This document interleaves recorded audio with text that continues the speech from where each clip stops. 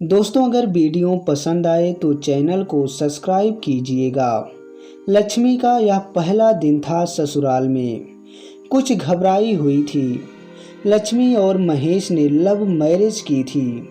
लक्ष्मी के घर वाले तो मान गए थे, लेकिन महेश के घर वालों ने काफ़ी ना नुकुर के बाद हाँ की थी। खासकर महेश की माँ रमाबाई जी ने। घर में महेश के अलावा सासू माँ, ससुर जी और एक छोटी ननद थी। धीरे धीरे दिन बीतने लगे। महेश का मार्केटिंग का काम था, सुबह जाना शाम को आना। लक्ष्मी सारा दिन घर के काम काज में लगी रहती। धीरे धीरे लक्ष्मी को एहसास हुआ कि सासू माँ का व्यवहार बदलने लगा है। उसके प्रति बात बात पर चढ़ना, छोटी छोटी सी बात पर बहस करना, दूसरों की गलतियों का जिम्मेदार उसे ठहराना आदि। शायद सासू माँ ने मुझे अभी भी स्वीकार नहीं किया है पूरी तरह से, फिर भी लक्ष्मी इन बातों पर ध्यान न देते हुए अपने काम से काम रहती थी। उसकी छोटी ननद सुमन से अच्छी बनती थी, जो लगभग 14-15 साल की थी, और महेश भी उसे बेपनाह चाहता था। इस कारण लक्ष्मी को सासू माँ का कड़वापन ज़्यादा अखरता नहीं था। वक्त धीरे धीरे बीत रहा था कि अचानक एक दिन सासू माँ की तबीयत खराब हो जाती है। कुछ दिन अस्पताल में रखना पड़ता है। लक्ष्मी के घर वाले भी सब देखने आते हैं।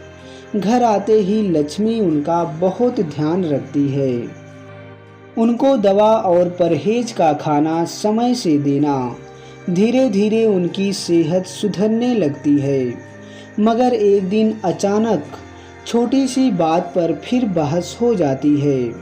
सासू माँ इल्जाम लगा देती हैं कि तेरे आने से ही घर की सुख शांति खत्म हो रही है। मैं बीमार हो गई, काफ़ी पैसा खर्चा हो गया। लक्ष्मी ने समझाने की कोशिश भी की, मगर उल्टा उसको ही घर से निकल जाने का बोल दिया। इस पर लक्ष्मी का आत्मसम्मान जवाब दे गया। उसके सब्र का बांध टूट गया। उसने अपना छोटा मोटा सामान बैग में रखा और सुमन की तरफ देखा। वह रो रही थी।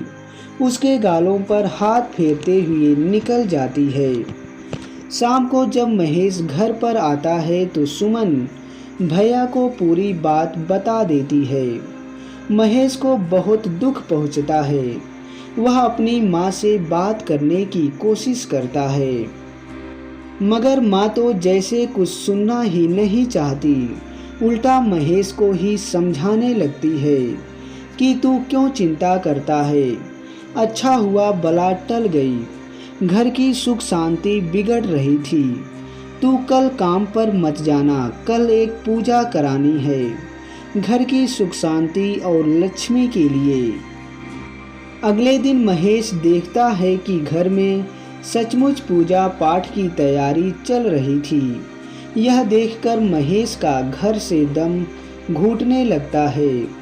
तभी माँ आकर कहती है, बेटा जल्दी तैयार हो जा, तुझे पूजा में बैठना है, पंडित जी भी आ गए हैं।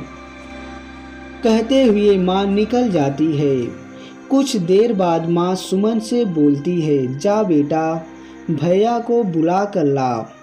थोड़ी देर बाद सुमन आकर बताती है कि माँ भैया तो घर पर नहीं हैं, मैंने सब जगह देख लिया, कोई बात नहीं, तू फ़ोन लगा। सुमन फ़ोन लगाती है।